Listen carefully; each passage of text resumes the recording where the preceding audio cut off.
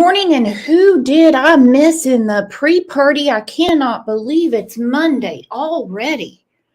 We had a really fun members live on Friday. If you missed it, go back and check it out. Got to meet Always Right Ryan, get to, meet the mods. Here's a mod right here. Katie did, member for 22 months. My goodness. How are you, Wendy? Celtic Girl made it in. Erica Hartman, what up, girlfriend? The Real Rockin' Robin. Chloe's going to come up on stage today. A lot of stuff going on. First off, let me see. How was your weekend? We got some things done in the yard on Saturday, and then we went into lazy mode. Just watched TV, ate like we were going to the chair, took a long nap, and got back up. Pat K, love you, my friend, member for 28 months. Mike said, hey, Brooks, do you have an email I can reach out to you? You better believe it. I'm going to put it in chat right now. Love you, Diva. Look at that. Crime Story Diva says, love my, it's CLL, but that's okay. I understand the typo. I do it all the time. And there's True Crime Beat. Happy Monday. Love you all. So yesterday, after I worked DT Driver to death, I really break a sweat watching Greg work in the yard. I'm in the garage doing whatever. I don't remember now. And this puppy walks up, comes right to me. Just comes right to me. Cute as can be. Loving, whole 9 yards.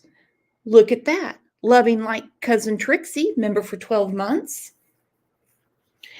And just rubbed up against me, let me pet him or her. I didn't take that close of a look. And I was like, oh my gosh, this little guy's hungry, So I let him come in the house. And I gave him a little treat. And so he kind of starts sniffing around the house. DT Driver's looking at me. And he's like, what are you doing? What are you doing? I said, no. This puppy is super sweet. Super sweet. And I said, he's not aggressive at all. Nothing like that. He just kind of looked at me like, I don't know about this. Well, out of the blue, OJ wakes up. He starts sniffing around. He gets closer to the puppy and all hell breaks loose. Old DT Driver was collateral damage because he got scratched up. And I'm never going to hear the end of it. He's like, where's the peroxide? And this morning he's like, that hurts. I'm like, look at me. Look at what I go through with OJ. And this morning he is strutting around like, whose ass am I going to kick next? So I told DT Driver, I said, so we're just going to have to accept that we are a one pet family.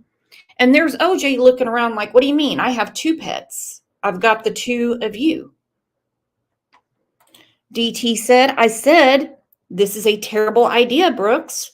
Well, you did, but OJ was acting fine. And then next thing you know, he went Rocky on Apollo Creed right in front of us. Horrible. DT got all scratched up. And OJ could care less. He could care less. We have some new names in here and a lot of people that want to talk about what happened over the weekend. Not about OJ beating up on a puppy dog. And where the puppy ran off to, I don't know, because I've been looking around. This puppy had no collar or anything. I did call animal control this morning and I said, I know some people that will adopt the puppy dog, but OJ is not nice. He is not nice. So, a lot going on over the weekend. Woo! The theories, my friends. Every time I turn around, there's a new theory about Sebastian. My goodness. It's all for money. He was never missing. It's just a hoax. All three are involved. He was handed off to Chris's mom, and he's somewhere in Alaska. Woo! I'm just going to take a guess that the local law enforcement, the FBI, which, yes, is involved, and the TBI have maybe thought of these scenarios. They certainly know how to use the Google Earth app, but here we are. Here we are. A lot of people saying, I just can't stand Seth. He rubs me the wrong way. You don't have to like him. He's not asking, it's not a dating game. He wasn't there. I can't place Chris Proudfoot there. I can't. Do I like the guy? No, I can't. I think Chris Proudfoot is a real asshole. But I can't place him at the house. Any direction he would go from where he was the night of to go all the way back to get the phone call and come all the way back, he would have been caught by a plate reader or something. They would know. And the fact that the TBI did not ask him to take a polygraph tells me they already knew where he was. But Katie was there. Well, look at that right off the bat. Look at Mr. Pookie's Grammy. Got to play the music.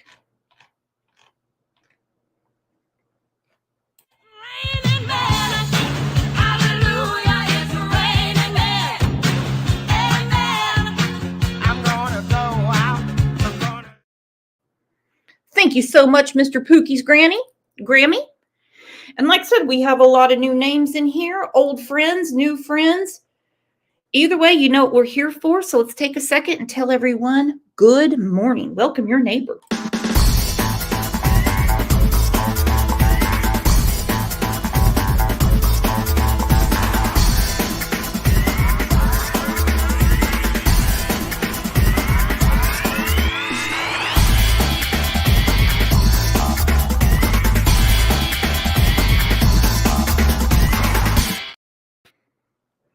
Now, let's see how long this truce is going to last.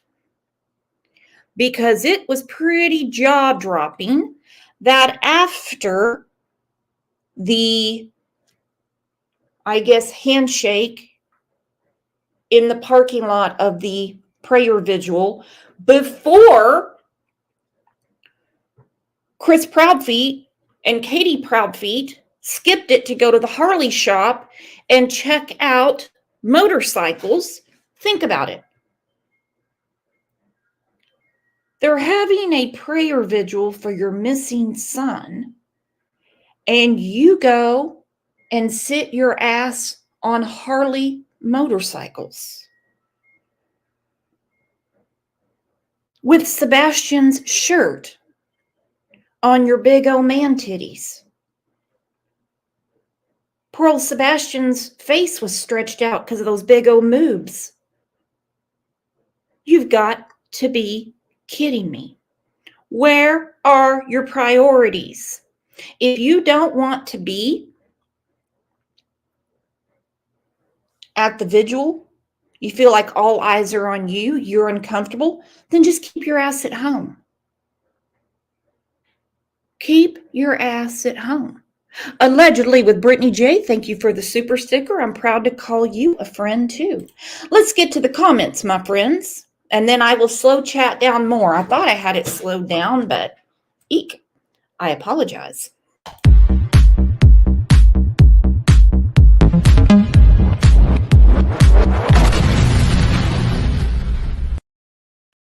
Our friend Pammy sent me an email. She says, good morning, Brooks. Good morning to you, Pammy. Just wanted to get your thoughts on this whole crap fest of Chris and Seth are working together. I think Seth's heart is really in it.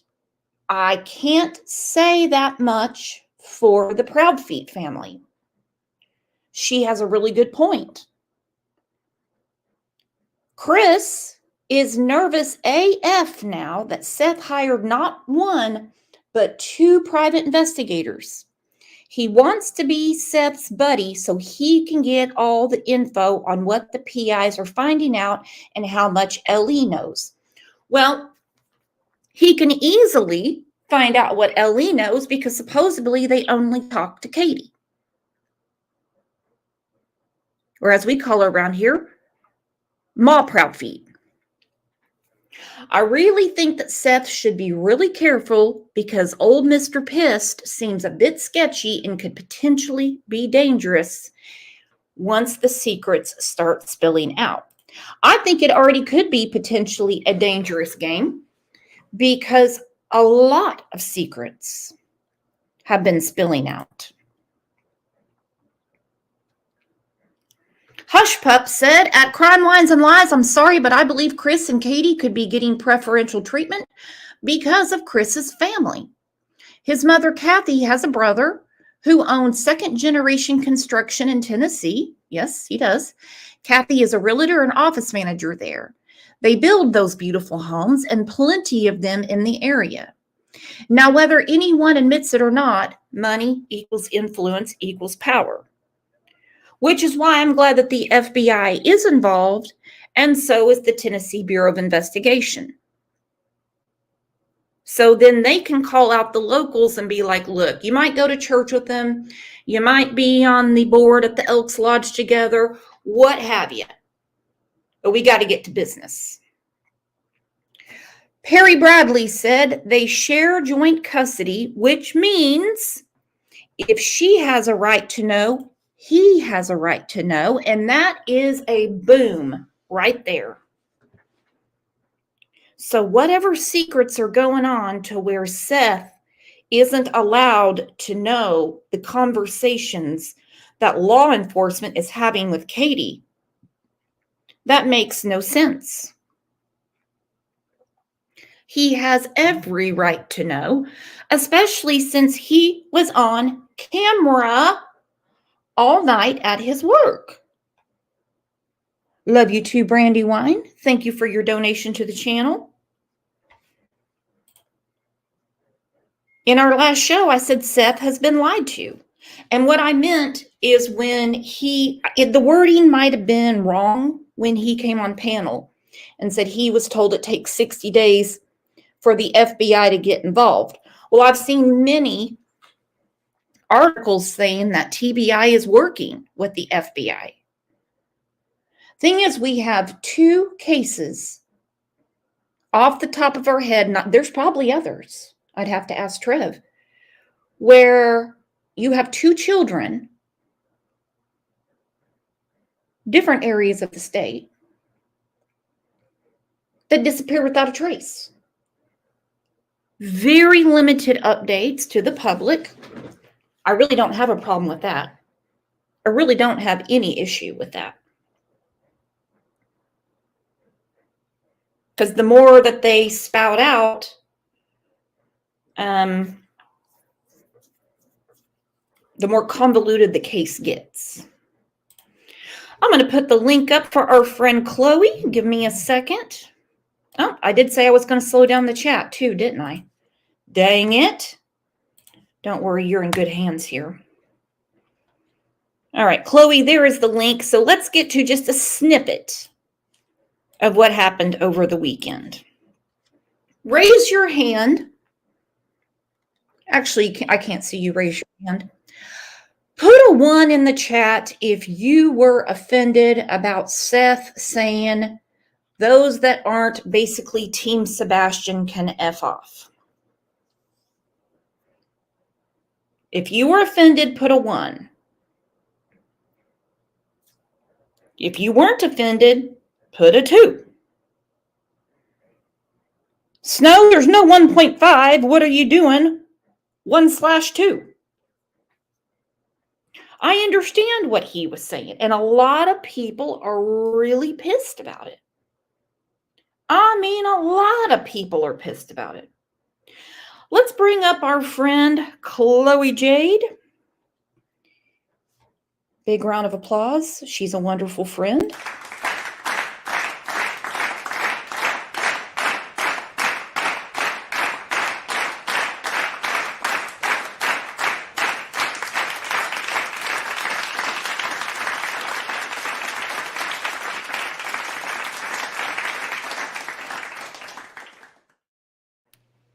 Good morning, our friend. How are you, sweetheart? Hey, Brooks. Hey, everyone. I'm good. I'm really good. I'm happy to be here with you guys. 100%. You and I had a conversation yesterday. What do you think is going on here? Do you think this newfound friendship is a true allegiance, or is it a keep your friends close and your enemies closer? Absolutely the second. From what like the info that I was getting, the beginning of that conversation was a bit aggressive on Chris's part. I mean, and this could all be just, this is all rumors, but I truly believe that Seth is going to do anything he possibly can to find Sebastian. And if he feels that he has to work with the Proudfoot, he's going to do it. But I believe that there was probably some bullying and threatening going on from Chris. That's just my opinion. And I'm going to put one of the pictures up because there's no reason to be in his face. If you guys can see the screen, it's also on the thumbnail. There's no reason to be in his face like that. Exactly. And I mean, here's another picture. I mean, just, his stance.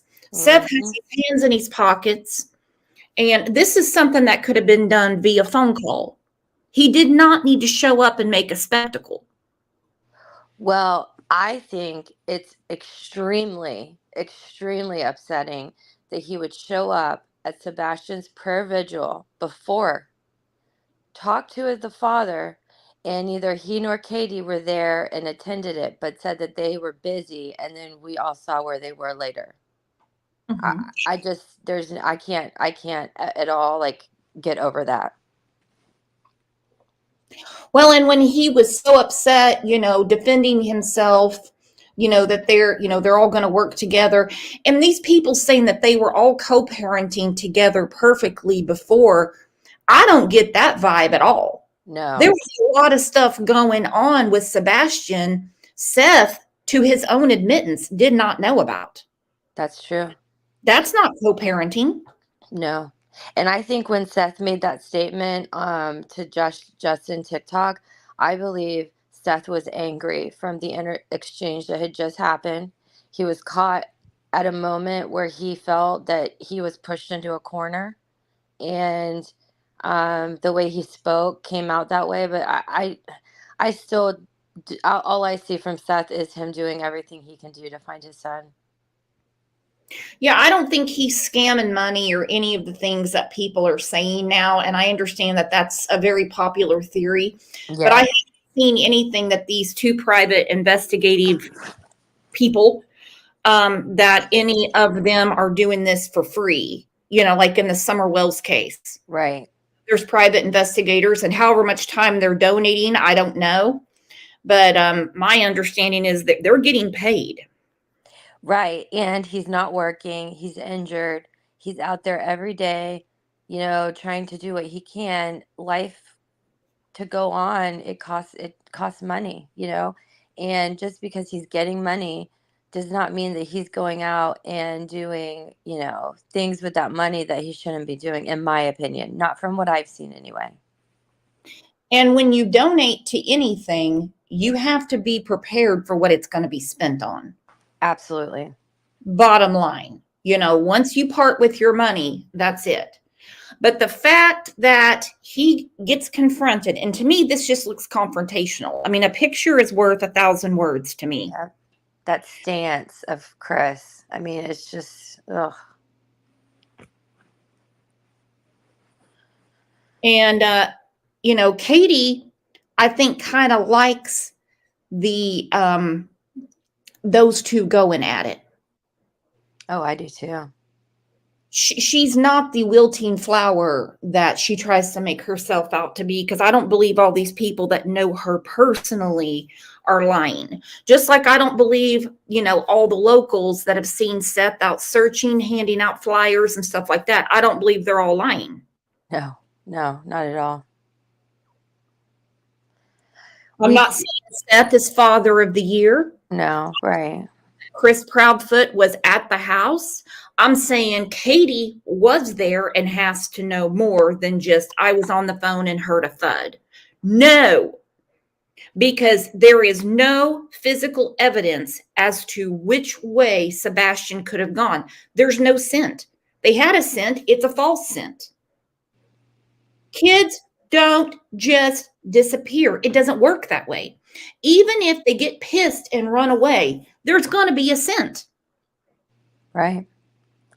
And Katie is the one that was there. She's the one that knows what happened that day. Their whole, what happened when they came home, and like Chris, what is, is he covering? Like, what is he doing? Did he talk to her through this whole thing and he's involved? So he's got to, threaten Seth and try to keep whatever. But where's Katie been? Like, where the heck is Katie right now? Look at that picture. Why is Katie not at her son's prayer vigil? Well, why didn't she go and speak to Seth with Chris? Exactly. And just say, hey, look, things have gotten crazy. This is all about Sebastian. And I think if it was the three of them standing together, there wouldn't have been such frustration from Seth. Right. I have a feeling when Chris was in his face, he basically said, if you don't quit talking shit about me and my wife, then I'm going to F you up, or we're going to F you up. Oh, I believe that there were threats. I agree. I agree 100%. Also, I just realized Chris Proudfeet has no ass. He's got a gut, though. He's got boobies and a gut, but he don't have no ass. How did that happen? Huh, that's weird. So he leaves after this standoff, is what I'm going to call it. And then they're seen at the Harley shop looking at motorcycles. Is this going to be another story like when you took the camper down to Mississippi and Katie Proudfeet said, well, because Sebastian could be anywhere. So did they think Sebastian was at the Harley shop? Yeah, right. I mean, and look at the two of them. It's just, I can't be more disgusted by them. So you're at the Harley shop. Did you think that you were going to find Sebastian there? Did you think you were going to find him at the Cracker Barrel on Easter? All of these things that you two have been doing, it almost reminds me of the Madalena Kojikari case. And we definitely need to do a follow-up on that case. Yes. Because after she disappeared, yet nobody knew she was missing because they didn't call the police. They kept it between them. And they were carrying on around town, Christmas shopping, decorating for the holidays, as if she was not missing. Right. When you so quick get on with your normal life, especially when you're looking at major purchases. Anyone know how much one of those Harleys would cost? I don't know. I'm not a motorcycle girl. I can barely ride a bicycle. My dad rides Ducatis, so I have no idea what Harleys are. So, I mean, there's a prayer vigil. People would have been nice to them. Nobody's going to beat them up. Nobody's going to spit on them. Nothing like that. They're going to stand there in unity, but they go to the Harley shop. But they promised they're going to be at the next one. Oh, they promised. Yes, that's right. Well, I just read that. I believe everything I read on Facebook. So let's get to what made so many people clutch the pearls over the weekend. Me and Chris are putting our differences aside. It's not about our egos. It's about finding Sebastian. Me, Chris, and Katie will begin working together. And if everybody else could just fuck off and put your egos aside, help us find our son. When I heard this over the weekend, did I think it was a bad choice of words? Yeah. But I understand what he's saying. Listen, we're all going to work together. And if you can't accept that, then get gone. Get on down the road. F off. Yeah. And he called in yesterday morning on a show and he said, I know he knows he doesn't use the right choice of words, but what he was trying to relay was this is about Sebastian. This is not Team Seth. This is not Team Proudfoot. This is not like the division between them. This is about Sebastian. And he said, he was trying to relay that. But again, looking at what the exchange between them was before, I believe that some of that energy he's got right there is frustration from Chris. And it's just coming through because that statement right there was made right after Chris left. And I want to talk about that because I don't know Seth.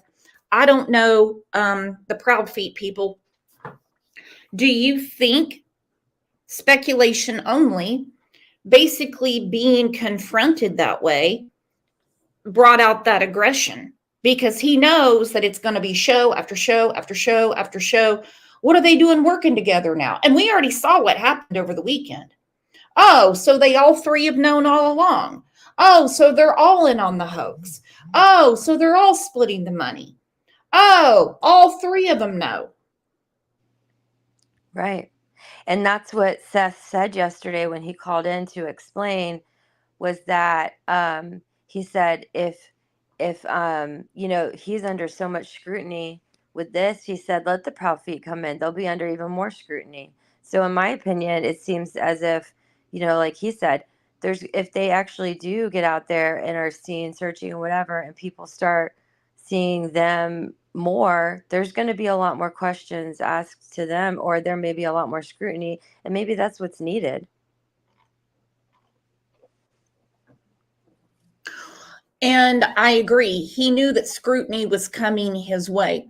And it's actually okay for Seth to take a break, go to physical therapy, continue handing out his flyers. I mean, however he wants to do it, and just stay away from the internet. Yeah, I agree. I think that he definitely needs a break. I think he's at his wit's end. I think that he just wants his son found so badly, and he's only doing what he thinks is right in the moment. And he's admitted to making mistakes. So, I mean, I don't hold anything against him, and I am truly here for Sebastian. So, I don't have anything bad to say about him at all.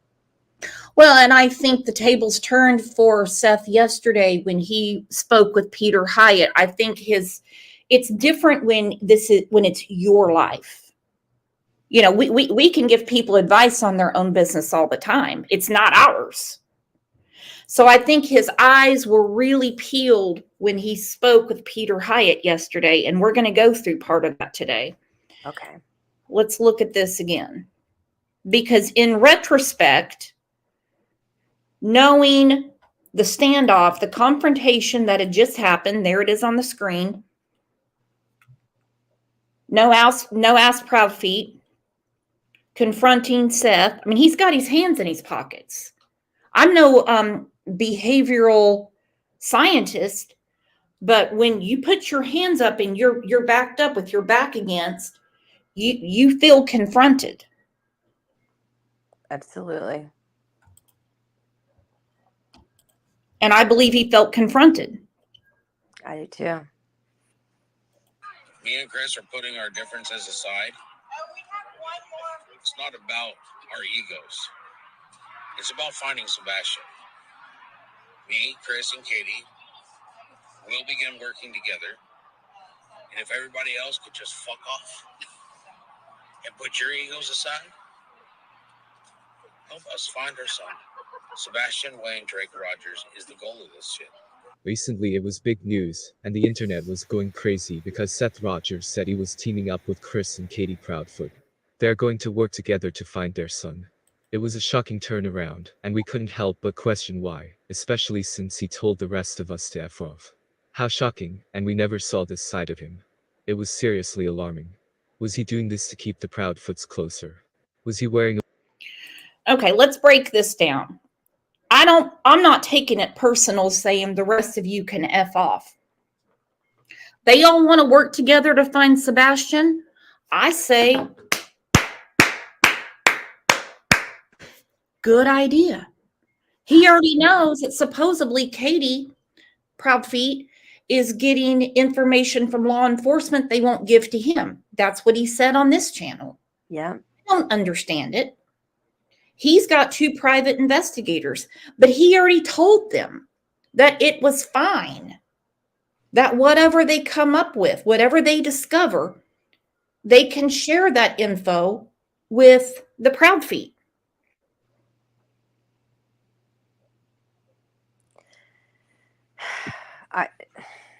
I think they should have been working together from the beginning, and I'm just glad for Seth that if he can get help somehow, if they have whatever, I don't know. I think it's a way for them to keep an eye on what's going on.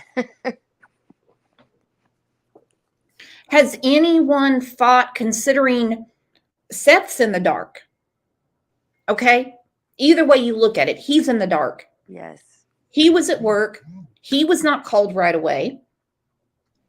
She made the choice to call Chris 3.5 hours away, 3 hours and 37 minutes, to say, Sebastian, I can't find Sebastian.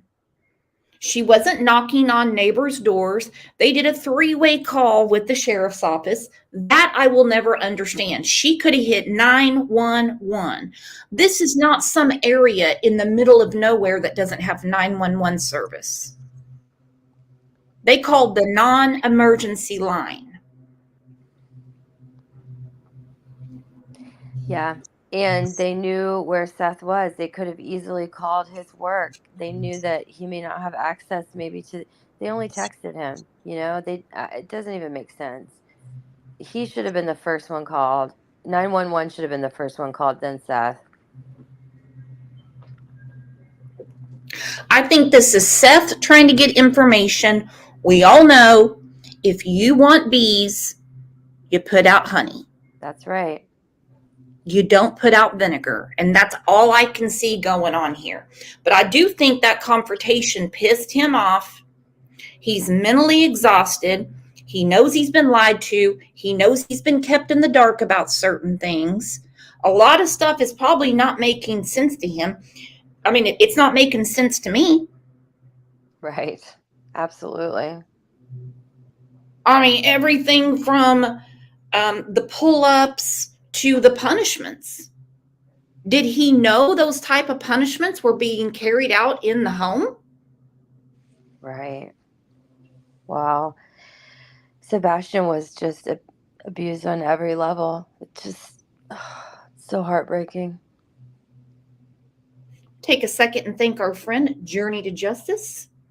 If you received a Crime Lines and Lies membership, you can thank Journey to Justice.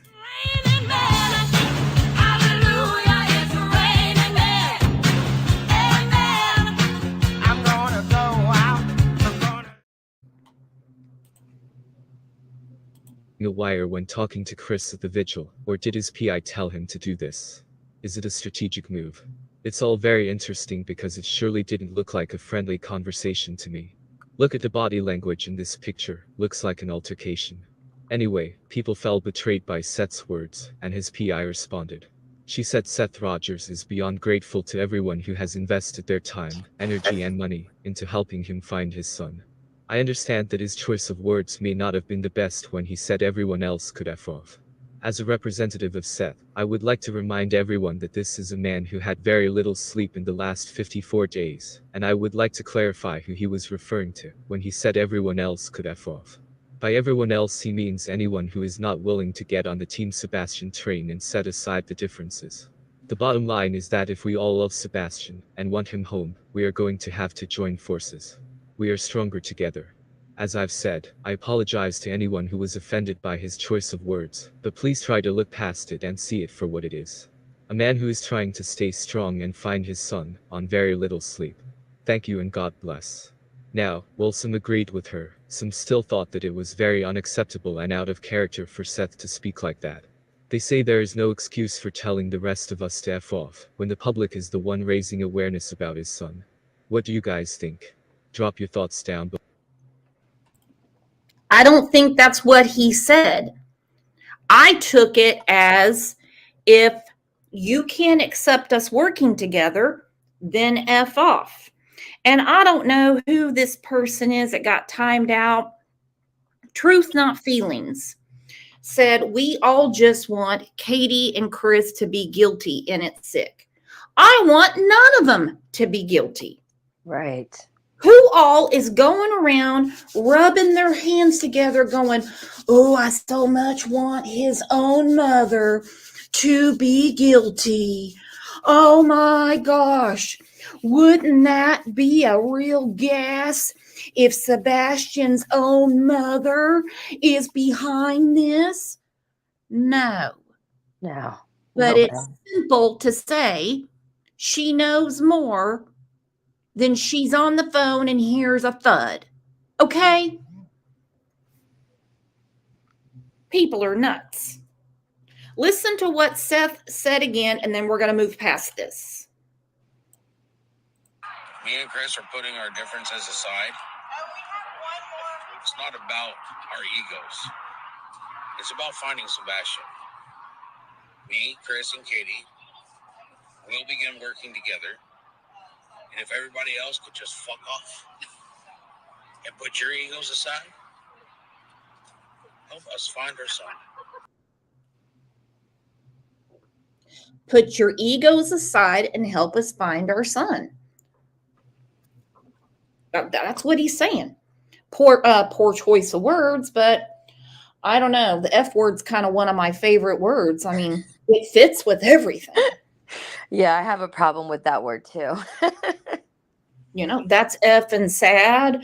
That's effing great. That effing stinks. So, I mean, it just didn't, I didn't take it that he was telling me just to F off. I agree. I feel the same. I didn't take it that way at all.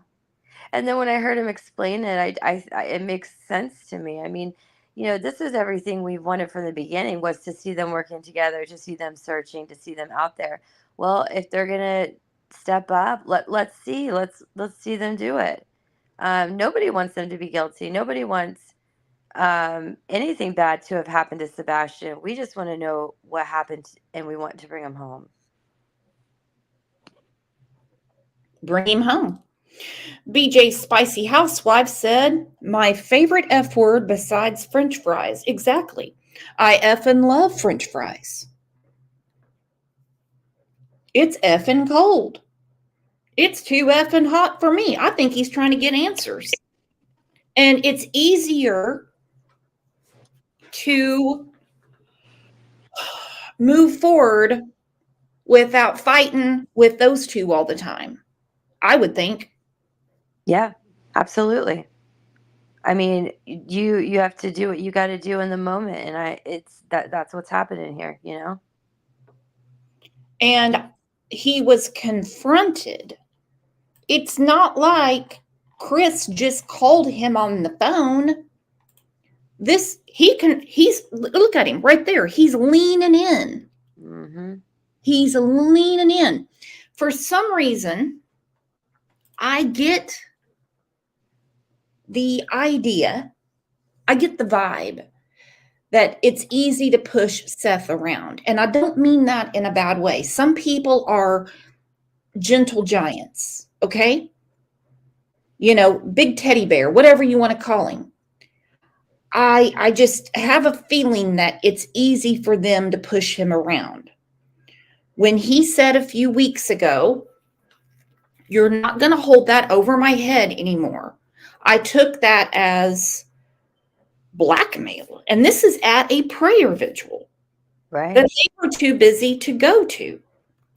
I mean, he is seriously right in his face. Yes.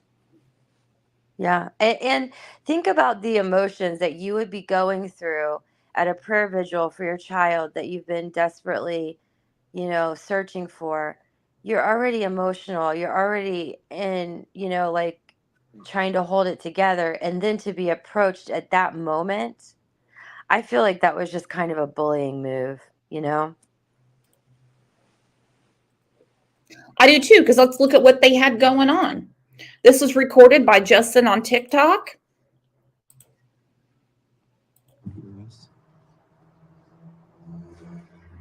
God, we come to you tonight here with heavy hearts. After this, we'll see if Seth wants to say anything. I'm sure there's some of us here that don't know Sebastian, never knew Sebastian, but are already just impacted on the light that he is. So God, we thank you for Sebastian's life. And God, right now we're seeking you, we're asking you for a miracle.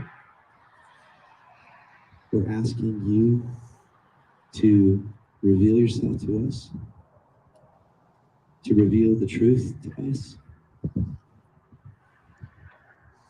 God, I believe that you are a healer, that you are a good God, that you love us more than we could even comprehend or imagine. And so right now, I heard this as well. Debbie C.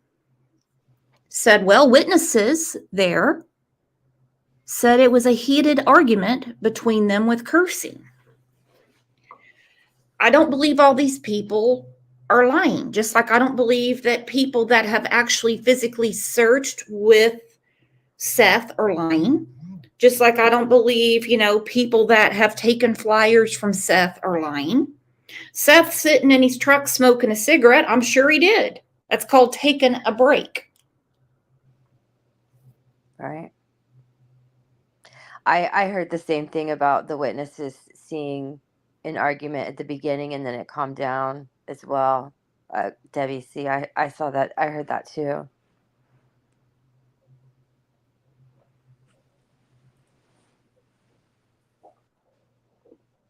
Someone has more information.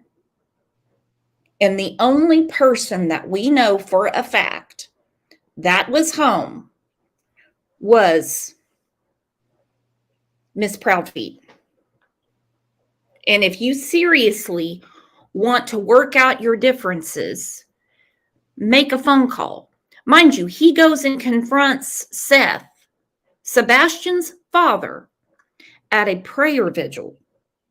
But the day Sebastian is missing, he sends a text that says, "Don't be mad, but Sebastian is missing." What a strange word to use. Missing. Missing is something that you don't believe you're going to find. I think about Sharon Rocha, who is Lacey Peterson's mother. This is years and years and years ago. When Scott Peterson called his mother-in-law and said, Lacey is missing, she got perturbed. She's like, missing? What are you talking about? She's pregnant. It's Christmas Eve. She could have gone out to get, more stuff to make cookies. I don't know, but missing. Yeah. Something that's missing can't be found. If he had sent him a text, say, hey, call when you can, we can't find Sebastian. If I can't find something around here, I say, I can't find it. I don't say missing. Missing is a permanent word. Missing means it's not coming back. I have never thought about it that way, but you're so right. And I do remember that with Lacey and her mom feeling that way. That's such a good point. I think about Candace Wells right off the bat. Summer is just gone. Then I think about, and I'm not comparing cases, I think about Michael Vaughn. When Tyler Vaughn called Brandy at work and said, I can't find Monkey. He didn't say, hey, don't be mad, but Monkey's missing. He said, I can't find him. Yes. He's in a panic. I can't find him. The words that were sent to Seth Rogers, don't be mad, but Sebastian is missing. Yeah, I can't agree with you more on that. You're spot on. Wow, I haven't really put that into perspective that way. That's true. Well, I mean, think about how we normally talk. Yeah, no, I see what you're saying. I can't believe I haven't thought of it that way either. Wow, that's just how we normally talk. Yeah, because if I message my daughter's father, I would be like, I can't find Rain. Like, oh my gosh. Like, I mean, I'm saying, you know, like, have you talked to her or something? Like, you wouldn't be so conclusive about that. You're correct. I mean, think about things that you can't find around your house. Right now, I can't find a cat harness. I'm like, I'll find it. I just can't find it right now. It's got to be in one of these boxes. I'm not like, the cat harness is missing. Missing is almost permanence. And so when people right off the bat use those words, I believe they know more. Yeah. But hey, it could have easily been, hey, we can't find Sebastian. Have you heard from him? Exactly. He could That's have been, what I would have done. he could have been upset. He's been arguing with his mother lately. He knows your phone number by heart. You know, did he, go to a neighbor's house and call you and you picked him up? Why the permanence? Why? Don't be mad, but Sebastian is missing. Yes, exactly. And the don't be mad part, like, how are you not going to be? That's just ridiculous sounding in the first place. Your child's missing. Of course, you're going to be extremely upset. I could understand. Hey, look, we don't be upset. But I could understand. Don't freak out, but we can't. Don't freak out. Don't freak out. We can't find Sebastian. Have you heard from him? Exactly.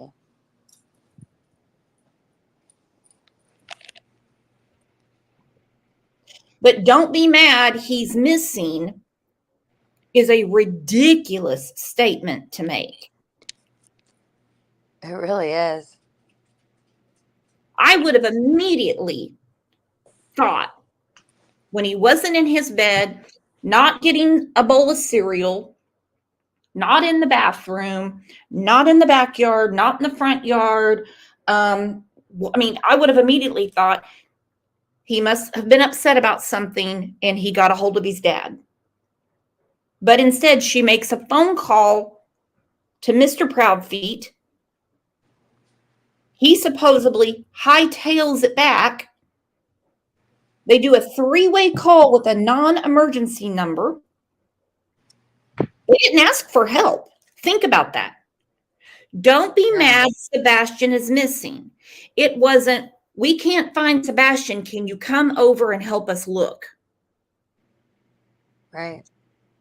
They didn't ask for his help. No. And I'm telling you, I have a teen, and not with the same, things with that Sebastian struggled with, but the very first thing I would do if I thought, let's say, my child was upset with me or something, I would call, and I couldn't find her. I would call her dad and say, "Hey, have you talked to Rain? Like, is everything? I think she's upset with me. I'm worried about her. Like, did you pick her up? Is she with you? Like." That is exactly the first reaction you would have, a normal parent would have. But not a don't be mad. No. It would be a question, not a permanence. It's like he's given him the answer, not asking a question. We can't find Sebastian. Is he with you? Have you heard from him? They didn't ask one question from any of the neighbors or his own father. Yeah, that right there is so telling. I mean, when we say that actions speak louder than words, I mean, let's go back to the very beginning. Look at that, you know?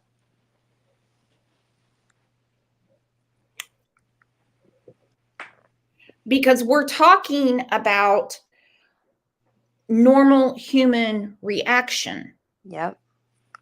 And when it's your own child, your own flesh and blood, you almost have like an animalistic instinct. Yes, You know, you do. instant anxiety, instant panic. I mean, we've heard stories about people that have gotten like amazing strength to, get heavy objects off their children and stuff, and have, worked really fast. I mean, to save their children. Yes. Jumped over fences into pools, you name it. But just to say, don't be mad, Sebastian is missing. Why on earth was it not? We can't find Sebastian. Have you heard from him? Is he with you? Yep. Keep your friends close and your enemies closer.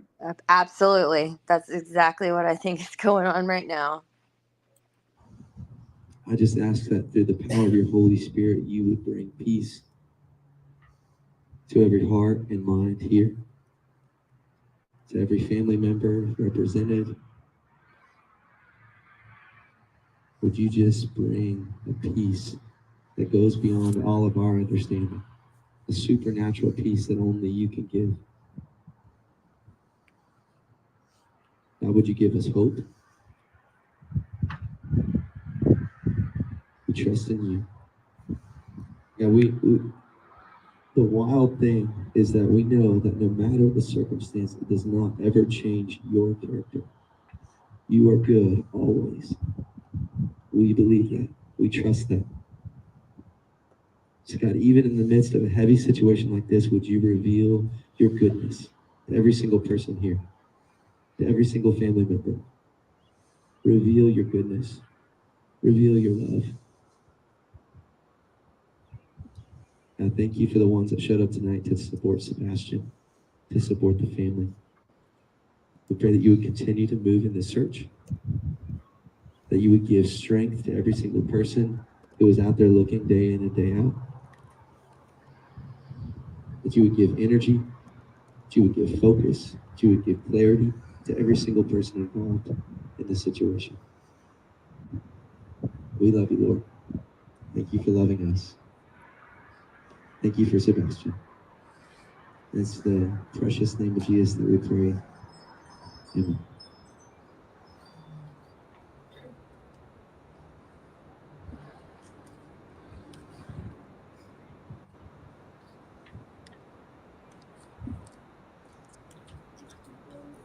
Future. I can see it. Let's fight like demons. Hey beauties, I've got to share this recent find with you. What's going on with that? So after this somber moment, vigil, then this is when this went down. It also crossed my mind, considering people that were there said it was actually kind of a heated discussion. There was a lot of cursing. I almost wondered if Chris didn't confront Seth saying something's not adding up and Katie's being sketchy. And then Chris takes her to the Harley shop, trying to make her think he's still 100% believing her. I've wondered that too. Yeah. So are these two working together against Katie, or are all three really working together? Because Katie's not working right now. Is she out right now passing out flyers? Nope. So what do you guys think it is? Is Mr. Proudfeet and Seth working together against Katie? or the three of them honestly working together. Truth is, it doesn't matter because law enforcement has the case and they're going to have to find actual evidence as to where Sebastian can be. Trust me, it has not left me that they searched a landfill. Right. At the beginning. Mm-hmm. Now, did you catch any of the Peter Hyatt interview with Seth? I haven't watched this one yet. No. Because considering what went down the day before, to me, it was as if the blinders were taken off.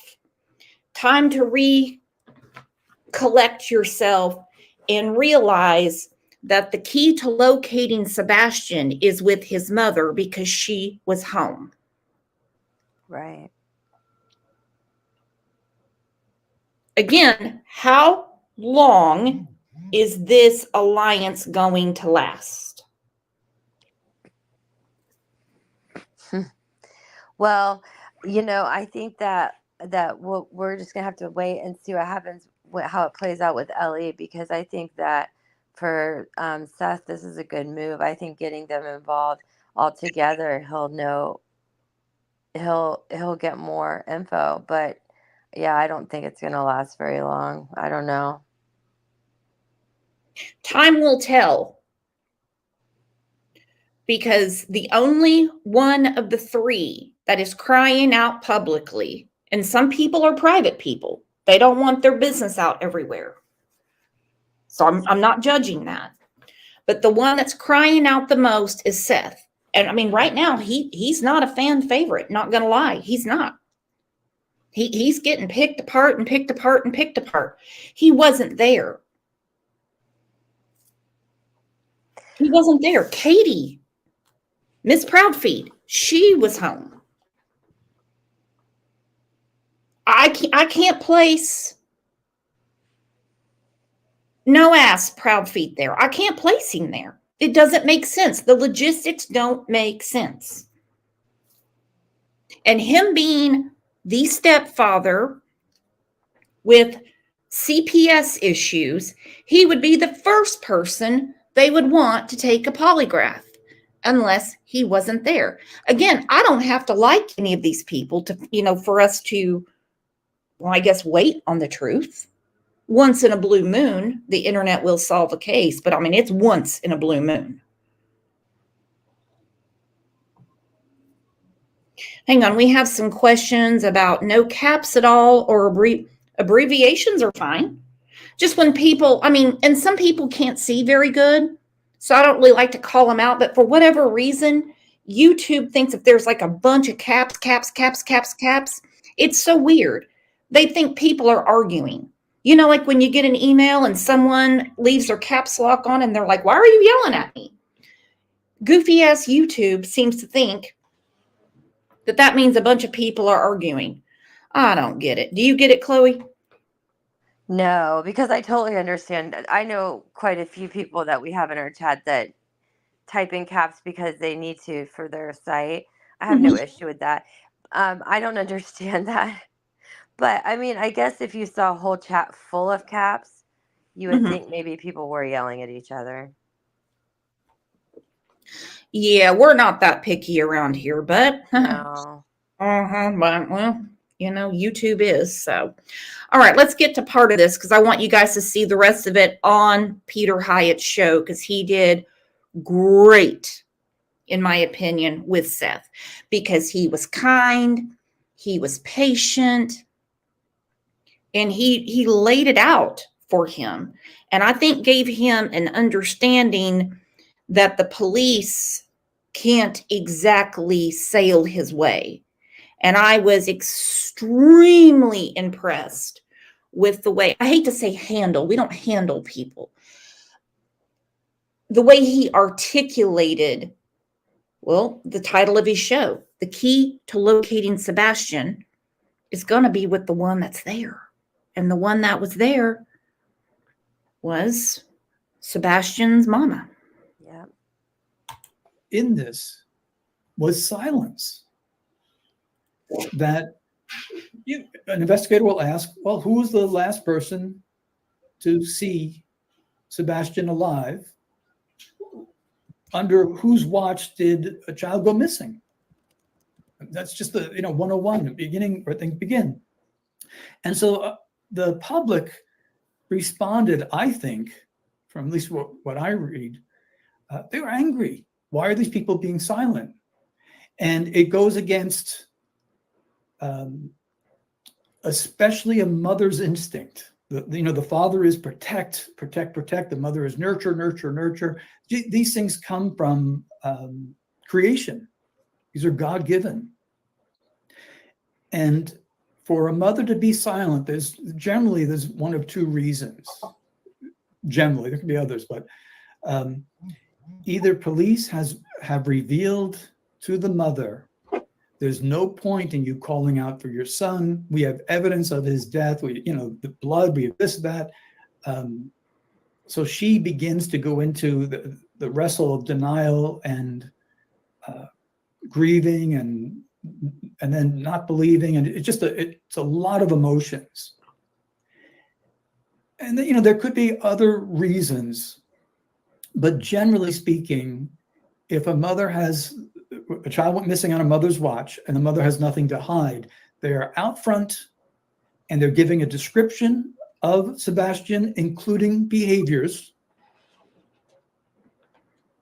even if it's a style of walking, clothing. Watch Seth's face as 1,000 hammers come down on him. As he says, there's two reasons that the last person to see said child do not speak out. One, they have started the grieving process because they have been told by law enforcement that there's more going on behind the scenes, not in your best interest to speak out. We have every reason to believe your child is deceased, and they go into their own shell of grieving. But if it's not the case, then you would be everywhere. This is what he had on. This is what he wears to bed. Sometimes his glasses are a little cockeyed and he has to push them up. Sometimes, when he walks, he, something like that. When he speaks, something like that. But she was at the Harley shop over the weekend. That's not a good look. People are coming unglued about the F word. I would be furious about this. You're out looking at Harley Davidsons? Or how about we don't have any cameras on the house, but you have a camera on the side of your RV? You're more worried about the camper, someone taking your green beans out of the camper, than your son? You have a camera on the side of the RV, but you're telling me with an autistic child, who, by the way, has wandered off before. I don't care what she says. He was found under someone's car one time. Why would you not have a camera on your home?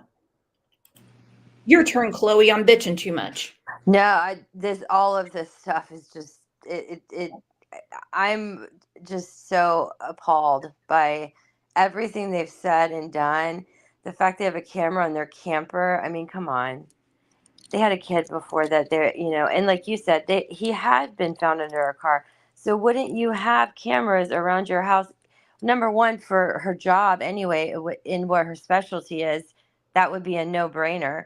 But number two, if your child did have, some times where maybe you weren't sure what he was doing, or if you're worried about him, you would have that at your house. People have them. Everybody has them in every neighborhood now. Oh, well, we don't have ours up yet, but that's a different story. We're just kind of little things at a time. But you have a camera to protect your $60,000 RV or whatever it costs, but not your $600,000 house with your most precious thing inside of it. Not saying Sebastian's a thing, but your son inside. Exactly. Yep. Your whole life possessions. No camera, but you have a camera on the shaggin' wagon. Because you know on Mr. Proudfeet, when he was out of town, if that RV was rocking, don't come knocking. That's the reason his ass wasn't coming home.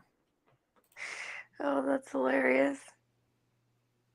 Everything else, of course, but any type of reaction so people could recognize him.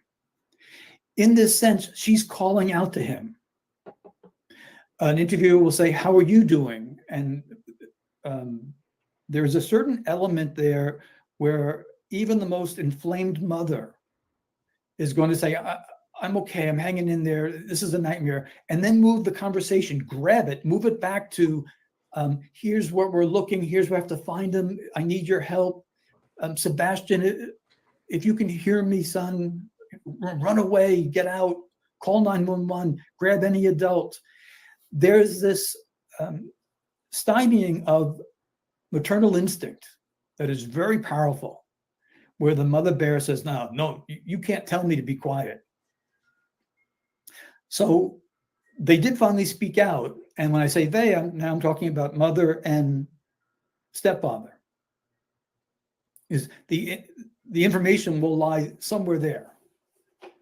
And when stepfather did most of the talking and was obvious in control, and they seemed to have scripted in the interview, people recognized it. People without training recognized it, saying, oh. He said it, not me. He said it's scripted. Yep. He said people without training picked up on it was scripted. He's so right in everything he's saying.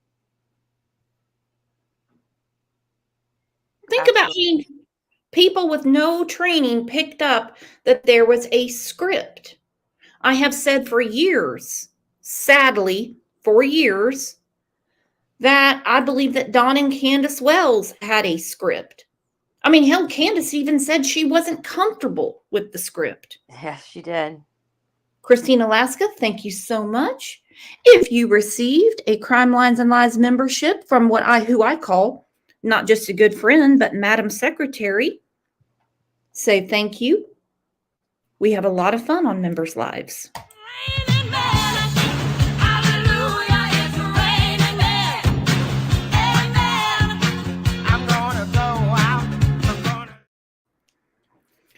And I mean, these are common sense words.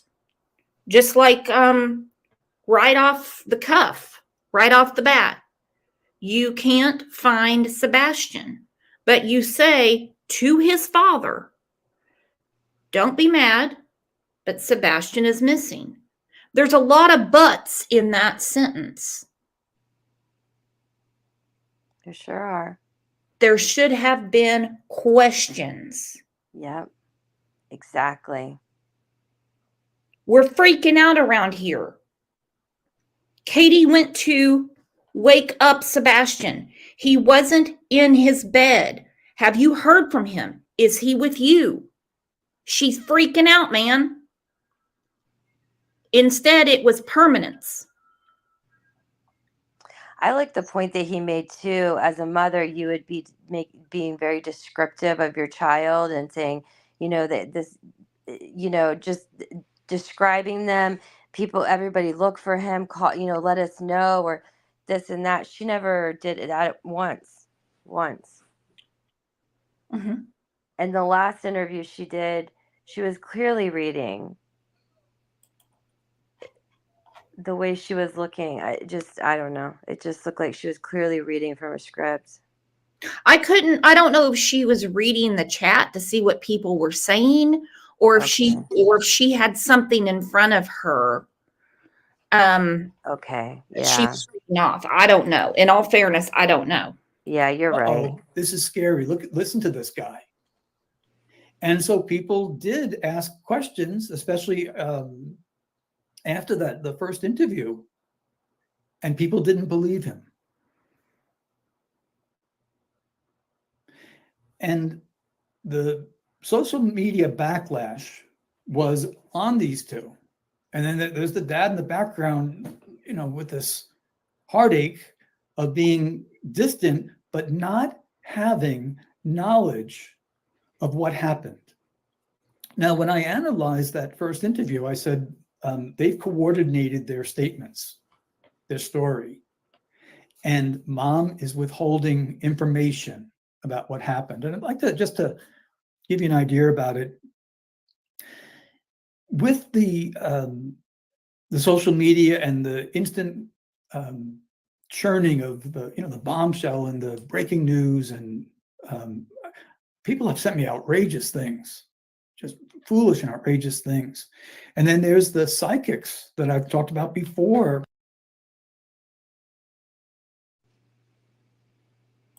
LOL. LOL. Mr. Hyatt doesn't even cut the crust off the sandwich. He just gets right to it. I have gotten some of the most foolish things sent to me. And some of these psychic predictions. He's just like, you've got to be kidding me. I can't imagine the crazy stuff that people like him get, you know, people sending things to him. I mean, it's outlandish, some of the rumors that you see, you know, so I can only imagine the stuff that people send to him. Mm-hmm. I just couldn't imagine. I mean, because I can honestly say, because we have such a cool, you know, group of friends here, we just, you know, discuss. What do you think? What do you think? What do you think? And I'm lucky. I mean, I hear enough about what goes on in other areas. Wow. If this is a hoax for money and Sebastian's being hidden somewhere, then their phones, all three of them, since people are saying all three are in on it now, would have some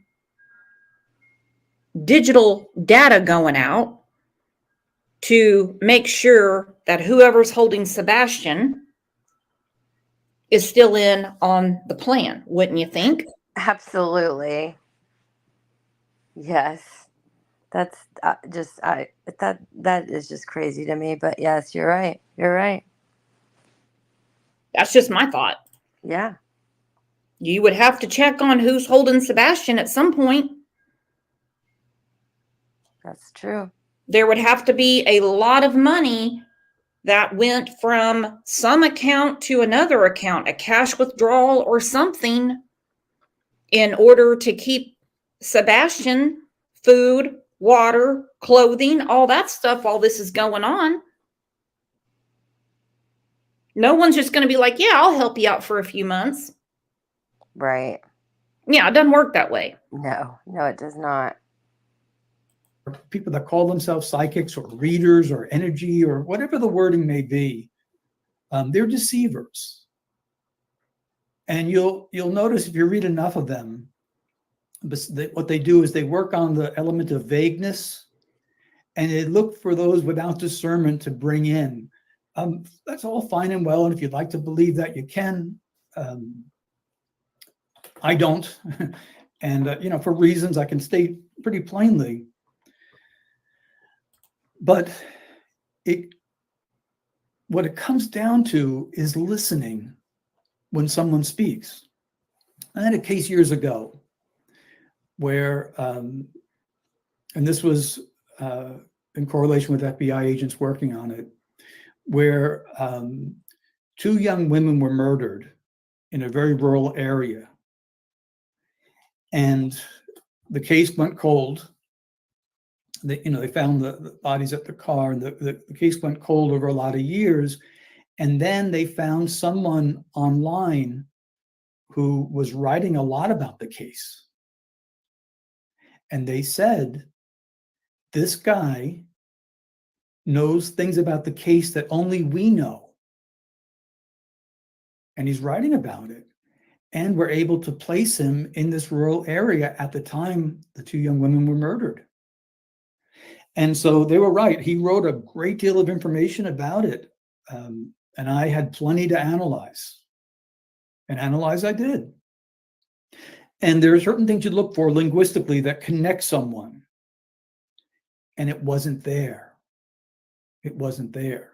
Remember, he's going to have, the killer is going to have a very strong opinion, even as he tries to conceal it, which this guy didn't, about the victims. There's a need to justify or a need to conceal, but self-preservation kicks in. Many of you saw that with the McCann's early interviews. This was all about them, not about a supposed missing child. And as it turned out, he didn't do it. And so you say, well, how did he know so many things? Is it some kind of psychic or a power beyond the means of understanding that people have? Is he somehow, no, the guy, he was a true crime fan, and he knew, and in my opinion, he accepted human nature for what it is. He knew. He was a good listener and a good writer, intelligent guy, but he didn't do it. And so that ended that way. In interviewing kids with autism, it's difficult.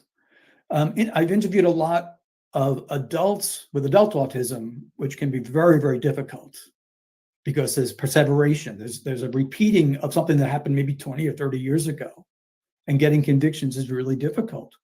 I did the case some of you recognize of Nathan Carmen, where he went off on a boat ride with his mom, and the boat sank, and his mom didn't get onto the life raft, and he survived and told the story. And I filmed a news program on that.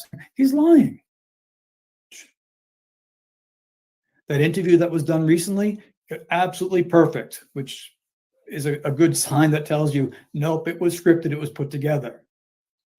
The key to finding, or at least the proper trail, is understanding what happened that night. And there were two linguistics that were so powerful. Is number one, and I hope this gets through, because I'm having trouble, people still write to me about it, is the I love you. Okay. She's allegedly quoting him, I love you, mama, and the puppies. And he may have well said that. It may have been okay at that point. It is to present her to the public while her son is missing as a good mother. The presentation, the linguistic presentation of a good mother tells you something went wrong.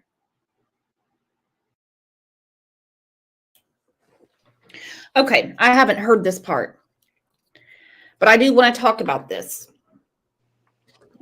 As a mama, as a father, as a sister, brother, grandparent, aunt, whatever,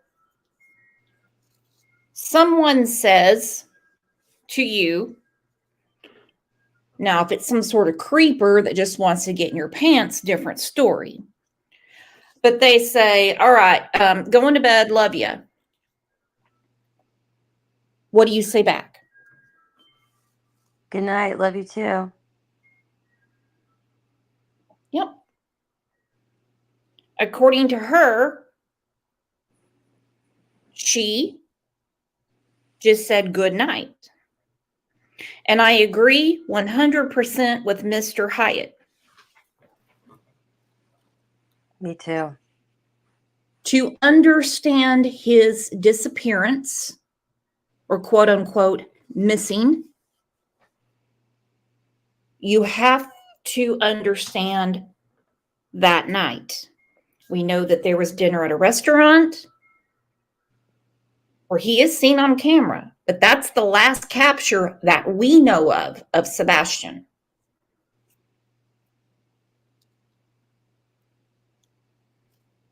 She had mentioned we haven't argued in a couple of weeks. That's a broad statement. I can remember the last time I had an argument with one of my children, and I wouldn't say, oh, it's just been a couple weeks.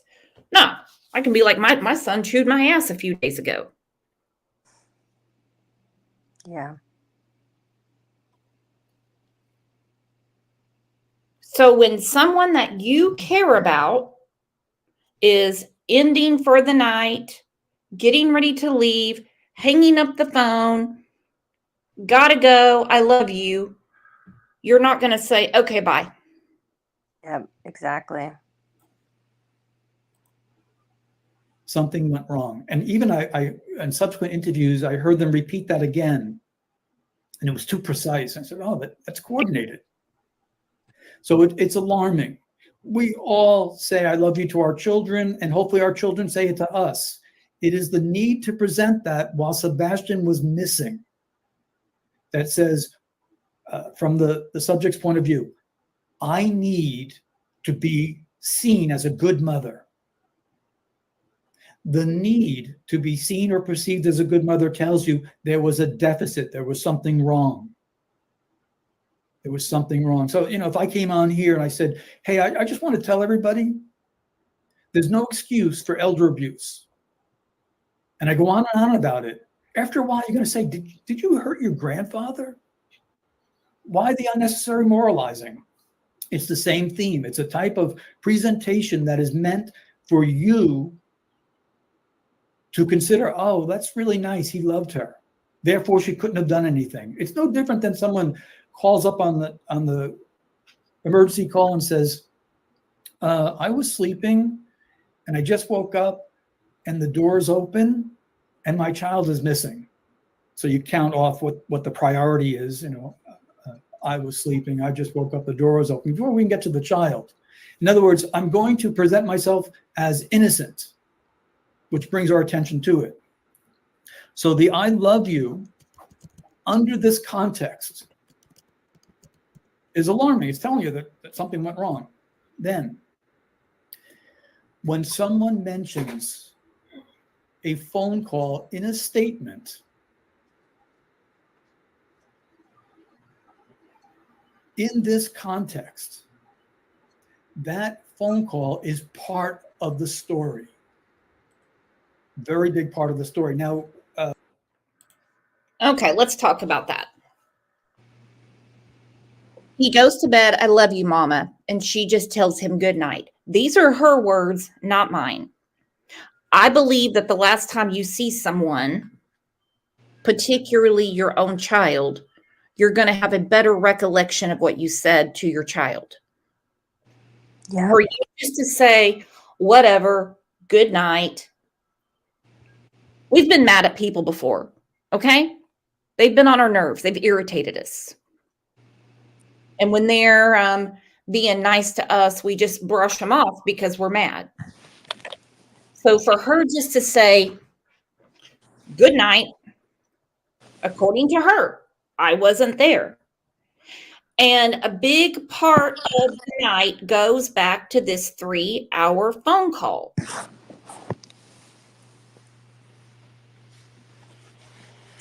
I love the word that he used there that I haven't heard, or the term before, unnecessarily moralizing. Saying that she's trying to add to the story to make herself look better. That is so true.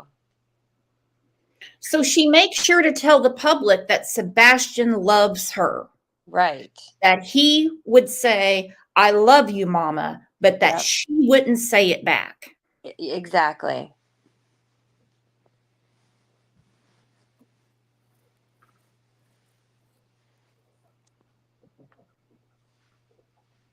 And she's on the phone with Mr. Proudfeet for 3 hours. Does no one have to go to work the next day? Right. And she slept part of it and she studied part of it and this and that. Who stays on the phone like that? That doesn't even make sense. Oh, I mean, I've had plenty of 3-hour phone calls, but if I have something I have to do the next day, I'm going to sleep. I got to go to sleep. I have to be up early. I have to go to work. Right. Gotta And get if my child ready for school. I can't be on the phone with your ass all night, you know? yeah, exactly. That's what I'm saying. Like, if you have studying that you need to do, you're not going to just stay on the phone and fall asleep. You're going to be like, I need to go. I need to get this reading done. Barb Harris said, I think the phone call was a ruse. Well, it won't take the authorities to find out if it's true or not. She can lie to Nancy Grace. She can lie to the local authorities, but she can't lie to the police. So if she says, I was on the phone with my hubby bubby for 3 hours, she better damn sure make sure that she was connected to him, unless she was arguing with him. Because let's think about it. If you're having an argument with somebody, it's like a buzzsaw. It just goes and goes and goes. Everybody's trying to prove their point. No one's getting the point across because you're both pissed. She was already pissed off about something because when Sebastian goes to bed, I love you, mama, and she just says, good night. Then we're on the phone with man boobs for 3 hours. A few hours after that, Sebastian's not in bed. We call back hubby. He hightails it from Memphis, supposedly. Well, he obviously showed back up. And then they send a convenient text to Seth. Don't be mad, but Sebastian's missing. Even the police don't say he's missing. Now, they'll put endangered, missing. We have a missing child. But even the police don't speak to family members like that. No, we're going to find him. Yeah. He's around here somewhere. No. Stepfather wasn't there. So he could not have caused whatever happened. Then she connected stepfather with a phone call. The other day I was driving, and I just want everyone to know that using a hands-free operation, I spoke to my daughter on the phone for a half an hour. I just love talking to her, and I probably keep her on too long. And this is true. I really do. I like to talk to her, and she's very busy with the baby and that sort of thing. You would ask, rightfully, Peter, why are you telling us that? Your child is missing. Why are you? I'm the one connecting it in a really weird way. You'd be right to ask that question. This is how we learn. We ask questions. So why, in a controlled environment with stepfather bearing down, why the need to tell us you had a 3-hour phone call while Sebastian is missing? I believe her. And I believe it's critical. So he wasn't connected to whatever happens to Sebastian until she connected him with his blessing. His, there was no refutation. There was no angry response to that. As if you stay on a phone for 3 hours at night when a child goes missing. What that told me was, and this is statement analysis 101. This is not anything of shocking discovery, is that phone call is part of Sebastian's missing. And that's why he's brought into this. She did it. She brought him in. Then stepfather went on and gave more and more interviews. The more interviews he gave, the worse it got. Because you saw what his bellicose language sounded like, what the language of physicality. I mean, he was at the point where is he starting to threaten people that are asking questions? The key to finding Sebastian, or at least the trail of Sebastian, lies with the mother.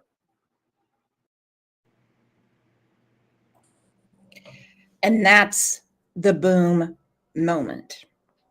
The key to finding Sebastian the trail lies with his mother. Actually, he said the mother. Yep. Now then, a 3-hour phone conversation. All right, I can say this right now. It's nothing for Chloe and I to get lost on the phone bullshitting. But if someone asks me, what were you talking to Chloe about for 3 hours? I could just start spouting it off. Asked her what she did this weekend. We were talking about what to do with my hair. We were talking about, this guy I want her to meet. We were talking about, this case, that case, whatever. I could tell you. I could, I would have a good idea. When asked, well, what were you talking about for 3 hours? Oh, I don't know. Exactly. This is amazing. I love him breaking this down this way. He's so spot on. I'm just wondering, just looking at Seth, is it resonating or is this too much truth for him all at once? That's what I was wondering. I was watching him and the way he was listening. I'm wondering if for him it's hard for him to hear this because it's probably hitting home. He seems, I don't know the man, but he looks overwhelmed. Yeah, he does. And I would be overwhelmed too, because we can hate our ex with every ounce of our being. But when you have a child with someone else, it is not going to cross your mind that they would be any part of them disappearing. Yep. At one point, he loved Katie. At one point, they were happy. They have a child together. Talk about the ultimate betrayal. If, and that's a big if, there's a lot of ifs in the sentence coming up. If she is in any way responsible for Sebastian's disappearance, that is the ultimate betrayal. Particularly since Seth is getting drug all around the internet right now. He's got people messaging his family saying he's involved. He knew more about what was going on in the house. He's got people getting a hold of his mama saying, I'm a psychic and I know where Sebastian's body is. This is not a normal day for him. Probably will actually never will be again. No.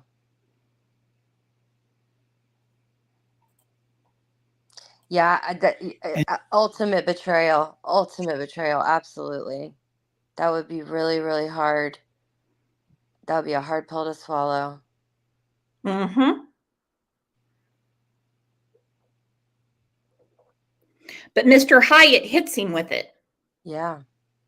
The key to locating Sebastian or knowing what happened with him lies with his mother. She was there. And if any of the things that Katie is saying about Seth are true, he still wasn't there that night. And I can't place her husband there that night either. It doesn't make any sense. Because I know some people say, well, what about the back roads? You still have to take the interstate to get to the back road. His tag would have been caught somewhere en route to Hendersonville, then back to Memphis to get the convenient phone call, then to come back. Yeah. He would have to stop somewhere and get fuel. He got a big old truck. They're gas guzzlers. Do I like Mr. Proudfeet? Nope. Nope. Nope. I think he was abusive to Sebastian. I think a lot of the extreme punishment that was heaped on Sebastian were straight from him having, little man syndrome. Mm-hmm. I think she went along with it for whatever reason. Could be for his paycheck. Hell, I don't know. I guarantee he makes a lot more money being in the union as a crane operator than she does at Brinks. Don't think his family didn't help him get into that $600,000 house. Well, that's what I was going to say. And it's rumored, too, that his family bought the house or has partial ownership or something exactly. So she wouldn't have anything left. I read an article about a child out of Buffalo, New York, that was recently found. He's been missing for 4 years. But going off what the family reported to the police, they treated his disappearance as a runaway. Well, in the last few days, they found him deceased. Cause of death right now is homicide. And he's been in this abandoned house in Buffalo, New York for 4 years. Oh, wow. So when law enforcement, and I'm not saying that's what they did in Sebastian's case, when they treat a teenager as just a runaway, they can only use 40% of their resources. Now, if a 5-year-old child is out of sight, they can use all of them. We're going to talk about that more later this week because I need to know a little bit more about what I'm talking about. And whatever happened to him, I am firm in my belief he was part of it via the phone call. And why, after being married as many times as he has and being such a man of anger, and his disposition towards Sebastian was frightening. It was frightening to me. I've interviewed him 100 times in that sense, where I've heard the stepfathers and boyfriends run them down and very sometimes subtly blame the victim, that sort of thing. And they did. That's self-defense. That is preservation. If Katie wants him found, whether he is deceased or alive, she has to give up the same key from the very beginning that remains all this time, 2 months later. Just tell the truth of what happened. But self-preservation is blocking that. And this is why my belief on stepfather's involvement is so important. They discuss.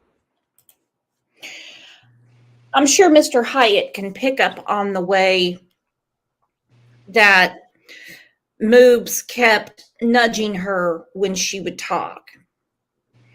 In my opinion, after hearing Nina's statements that she made to Trev Time, I think Sebastian was in the way of Chris Proudfoot getting custody of his daughter.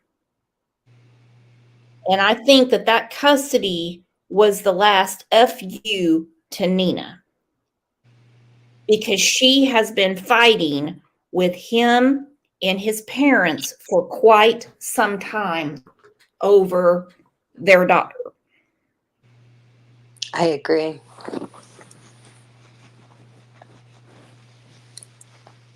And Chris Proudfoot's family, his parents, mom and stepfather, seem to only care about the bloodline, because when they took all the children to grandkids, I guess, to Disney World, the one they didn't take and was left behind was Sebastian. Hey, look, if Sebastian's going to be a handful at Disney World, find something else for all the children to do together. In a family, when one child is left behind and left out, that is sick. It is sick and it is sad. Yes, it is. Discussed it. That was the conversation that she had a need, and he did too, to say took place. Now they know, of course, he's obviously clever. He knows that they're going to be able to look at their phones and say, oh, there was a 3-hour conversation the night that 15-year-old with special needs went missing. But I also have the gap of missing information of that evening. Somewhere after dinner and between 6 a.m., there's missing, and missing information means deliberately withheld information. And so that key has always been, from the moment it happened, you know what? Put aside everything. And I think it's too late at this point, but put aside everything. Your child is missing. Tell police everything. Okay. There was. How do you think Seth internally, speculation only, of course, felt when Mr. Hyatt said, put everything aside? He goes, at this point, it's too late. Knowing that they supposedly have mended fences, put the bridge back together to all work together. Because Seth just is looking down. I'm sure that he is really disgusted with what he has to do, but he feels that he needs to do this, you know? Mm-hmm. And he's hearing this right now, and it's probably really, really hitting him hard. Oh, I'm sure it is. Because even though Mr. Hyatt has a way of making people feel comfortable and he's giving them hard truths and hard facts, he has a more caring way of getting across to people. It's still a lot to take in. You know, Sebastian, his dignity was taken when he was with his mother and stepfather. Pull-ups, locked cabinets, shamed for the way he drinks chocolate milk. While the investigation and his disappearance is going on, I believe he deserves much more dignity. Absolutely. Me too. Probably a blow up of some form, or you foolishly locked him out. Face consequences with that, but tell the truth.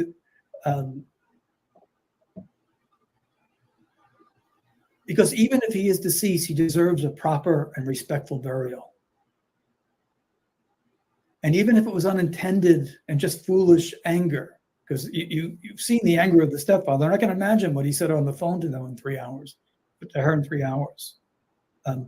Sebastian deserves better. Sebastian does deserve better. I am no detective. I am no investigator. Nothing like that. But with everything that was welling up between Chris Proudfoot and his ex Nina, a bitter custody battle to get custody of his daughter Faith. She gets home from the restaurant, assuming Sebastian made it home. That 3 hours, knowing what we have seen from Proudfeet's temper and how he is with people, there was a lot going on in that phone call. Me, I would have hung up. I'll talk to you later. I'll deal with you later. What would you do? You have a daughter that you love very, very much. You find someone and you're like, we're so happy. We're so happy in love. It's wonderful. He's great to my daughter. Then you get together. Next thing you know, the refrigerator's locked up. Her food is limited. She's being picked on. She's being made fun of. What would your first move be? I would remove my child from that situation. I wouldn't allow it to happen. And if it was happening and that's the way it was there, I would leave with my child. I would certainly not allow that to happen and to be my child to be disciplined in ways I don't believe are right. I would not allow anybody to restrict my child's food. Just all of these things, none of it I would allow to happen. I don't think any mothers would, or most mothers would. No. Hell no. Let's get Seth's response. You know, I believe that she did not open up at the beginning. Reading her body language while I was there, she's not telling everything. I just don't know how long she's going to continue before she decides that she's going to unburden herself. I hope she breaks. I hope she breaks, because maybe it will give investigators insight into changing course in terms of what they were looking for. Because there are certain things that aren't making sense. But I heard from you about his experience with bare feet. And we, obviously the sneakers or shoes has played quite a role in all this. And then I heard stepfather talk a lot. And that's the language of an abuser. And that's when I thought they maybe been trying to teach him some lesson how to be a man and go out there with his bare feet, or something happened that night, an altercation of some form, of which they have coordinated their accounts together since then. And so my hope is that maybe if there is a break in the relationship, maybe the maternal instincts will take over and she'll say, here's what happened. I don't want to hold this burden any longer. And I didn't intend for it to end as it did, but here's what happened. That's what I'm hoping for. I can only hope. I still pray that my son's alive. Yeah. And the sooner she unburdens herself, the sooner we can either find him, triangulate on a course of action.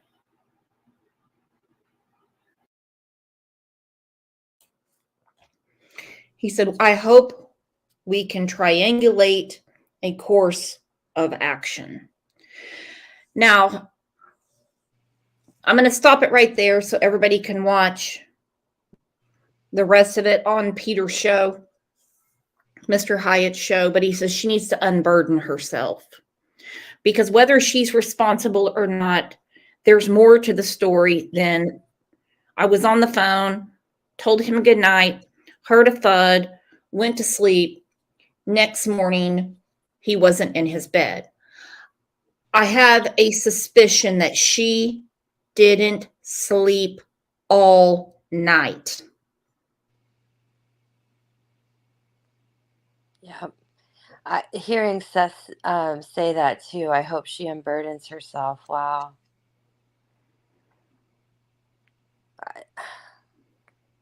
I hope that we could get that resolution.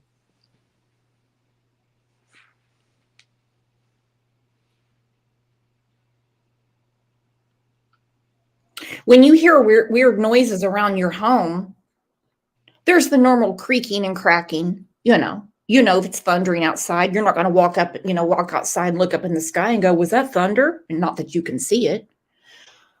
If you hear a sound out of the ordinary, wouldn't you get up and try to find out what's going on? Absolutely. And the other thing too, the comment she made about that, well, for obvious reasons, I wouldn't check inside his room. As a mother, with respect for privacy for my child, and the same goes for me, if our doors are closed, we just knock on the door and be like, hey, baby, are you okay? Or knock on the door and then maybe, can I come in? You would check. You wouldn't just yell from and say, get to bed, not if you heard the way that she calls it a thud. It's not like she said she heard a bump or this or that. The actual word she uses, to me, is suspicious too. Well, it's all strange wording. And I mean, people that know her, again, I don't know her. So when people that know her say, that's not how she acts. Right. Exactly. She's not some failing flower. She's not like that at all. Nope. She's always been, if anything, overprotective of Sebastian. So what's going on now? I mean, let's look at just how his cell phone was limited. And again, I've said it before, I have no issue with people limiting what children can access on their phone. None. But, you hear a strange noise in your house, and wouldn't you say, are you okay? No one's saying that you have to just fling the door open. Exactly. I mean, I raised 3 boys. I always knocked on the door. Exactly. That's Make sure my no point. one's changing clothes or anything like that. Yeah. Sometimes I would knock on the door and say, turn the music down. Yeah. I mean, it's normal to knock on the door with your child and be like, and check on them. I don't, especially with Sebastian, if she did, was concerned about him or a thud, and he had these like health issues that were worrisome. Like, I don't know. As a mom, your maternal instincts are just much stronger than that, in my opinion.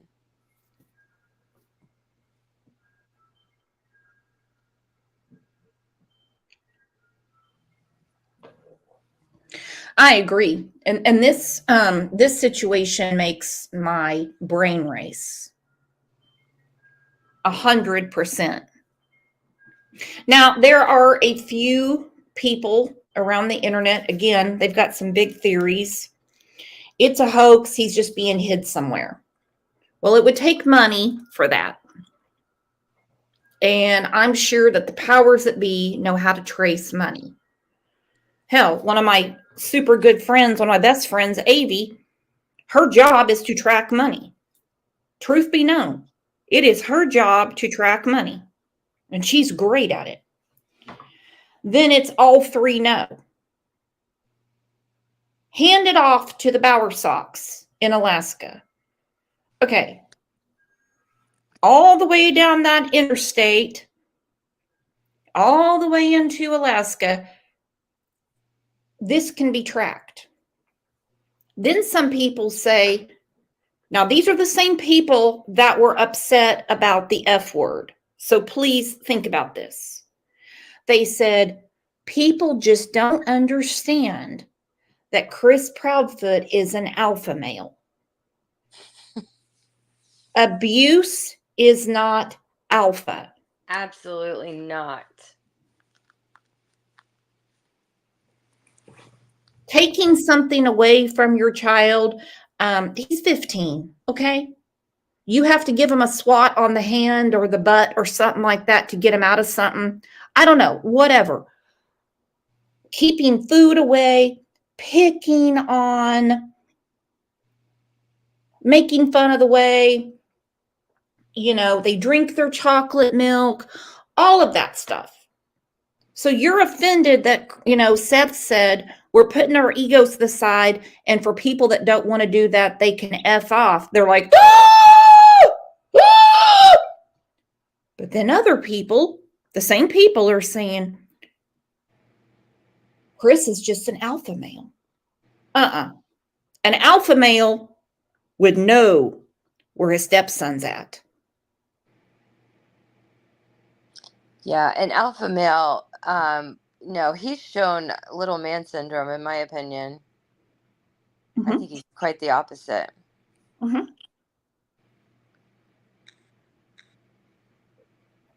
Well, guys, I think this has been a great show. I love having us all together and getting through these things.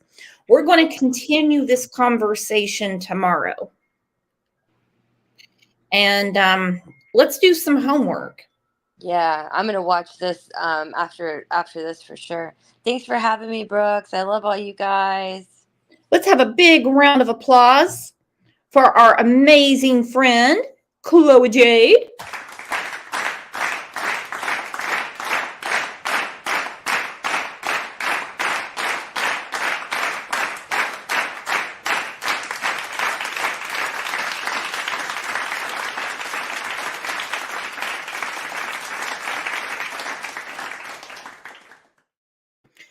Good news is we have almost made it through Monday.